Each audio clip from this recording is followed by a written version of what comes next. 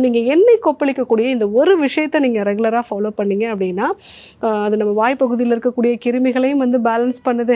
அதே மாதிரி நம்ம வாய்க்கு உள்ளே இருக்கக்கூடிய இந்த மியூக்கஸ் செக்ரேஷனையும் பேலன்ஸ்டாக வச்சுருக்கிறதுனால நம்ம கட் பாக்டீரியாஸும் வந்து பேலன்ஸ்டாக இருக்குது. ஸோ இது வந்து உங்கள் ஸ்கின்னு நல்லா க்ளோ ஆகிறதுக்கு ரொம்ப யூஸ்ஃபுல்லாக இருக்குது. 2014 நடந்த ஒரு ஆராய்ச்சியில் நீங்கள் அதாவது தேங்காய் எண்ணெயை வச்சு வாய் கொப்பளிக்கும் பொழுது அந்த வாய் பகுதியில் இருக்கக்கூடிய கிருமிகளோட அளவு வந்து குறைய ஆரம்பிக்குது. அதே மாதிரி வந்து நல்லெண்ணெய் வச்சு வாய் கொப்பளிச்சிங்க அப்படின்னா நம்ம வாய்ப்பகுதிகளில் முக்கியமாக நம்மளுடைய ஈறுகளில் இருக்கக்கூடிய இன்ஃபெக்ஷன்ஸ் எல்லாம் வந்து குறைய ஆரம்பிக்கிறதுனால நம்மளுடைய செரிமானம் வந்து நல்லா வந்து இம்ப்ரூவ்டாக இருக்குது, நம்மளுடைய பற்கள் வந்து நல்லா ஆரோக்கியமாக இருக்குது அப்படிங்கிறத அந்த ஆராய்ச்சிகள் மூலமாக வந்து சொல்லியிருக்காங்க.